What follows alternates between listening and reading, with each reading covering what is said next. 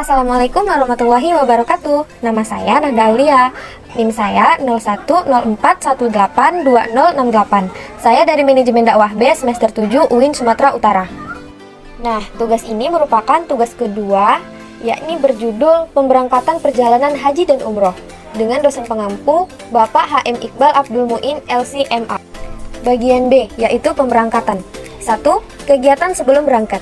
Sebelum berangkat ke Tanah Suci, setiap jemaah hendaknya menjaga kondisi kesehatan dengan mengonsumsi makanan yang bergizi, merawat kebugaran atau kesehatan fisik dengan berolahraga secara teratur, menyelesaikan urusan pribadi yang tidak dapat ditunda selama melakukan ibadah haji dan umroh, menyediakan bekal untuk keluarga yang ditinggalkan, menyiapkan barang-barang bawaan seperti dokumen, dan lainnya. Yang kedua yaitu perjalanan dari rumah hingga ke asrama haji Embarkasi. Setiap jamaah hendaknya 1. Mengikuti arahan yang tertulis dalam surat pengadilan Kementerian Agama. Yang kedua, memperbanyak zikir dan doa. Yang ketiga, membaca talbiyah untuk memantapkan diri berangkat haji. Yang keempat, menjamak dan mengqashar sholat. Yang ketiga, di asrama haji Embarkasi. A. Saat datang di asrama haji Embarkasi, setiap jamaah diwajibkan 1. Mengikuti upacara penerimaan dan serah terima jemaah dari panitia tuntunan manasik haji dan umroh kabupaten atau kota kepada PPIH Embarkasi. Yang kedua, mengikuti pemeriksaan kesehatan tahap akhir. Yang ketiga, menempati akomodasi yang telah disediakan dan hanya menerima konsumsi yang disediakan panitia penyelenggara selama di asrama. Pada bagian B, selama tinggal di asrama haji Embarkasi, setiap jemaah diwajibkan 1. Menempati kamar yang telah disediakan. 2. Mengonsumsi catering yang telah disediakan oleh PPIH Embarkasi, mengikuti pendalaman manasik haji, menerima paspor, visa, gelang identitas, dan living cost. Yang kelima, mengecek kelengkapan dan kesesuaian paspor dan visa sesuai nama dan foto yang Pada bagian C, selama menetap di asrama haji Embarkasi, jemaah dilarang 1. Membuat kegaduhan dengan keluar masuk asrama haji sembarangan demi menjaga ketertiban, keselamatan, dan kesehatan jemaah haji sendiri. Yang kedua, meninggalkan alat pelindungan atau APD yang dibagikan di asrama haji, seperti masker dan botol semprot atau minum. 4. Berangkat menuju Bandara Embarkasi.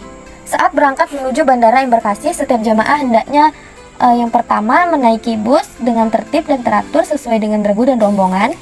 Yang kedua, memperhatikan tas tentengan, tas paspor agar tidak sampai tertinggal. Membaca doa atau mengaminkan doa pembimbing ibadah saat berangkat menuju bandara. Kemudian, setiap jemaah dilarang membawa majalah atau rekaman porno, tulisan-tulisan yang bersifat provokatif, narkoba, rokok, lebih dari 200 batang, dan jamu yang berlebihan. Yang kedua, menerima titipan barang dari siapapun, karena dikhawatirkan barang itu bersifat terlarang seperti narkoba, dokumen yang bersifat melawan negara, dan lain-lain membahayakan jemaah haji. Nah, sampai di bagian 5, yaitu di Bandara Embarkasi. Selama di Bandara Embarkasi, setiap jemaah hendaknya 1. Turun dari bus dengan tertib dan teratur. Yang kedua, memperhatikan tas tentengan dan tas paspor agar tidak tertinggal di dalam bus. Pada bagian 6, yaitu di pesawat terbang. Selama di dalam pesawat, jemaah haji hendaknya mematuhi petunjuk yang disampaikan awak kabin atau petugas kloter, menyimpan tas tentengan di tempat yang telah disediakan di kabin, menggunakan sabuk pengaman dan duduk dengan tenang, memperbanyak zikir dan doa, serta membaca ayat-ayat suci Al-Quran sebagai bentuk berserah diri dan tawakal kepada Allah. Memperhatikan tata cara menggunakan WC. Berhati-hati dalam menggunakan air agar tidak tercecer di lantai WC pesawat, karena ceceran ini bisa membahayakan keselamatan penerbangan.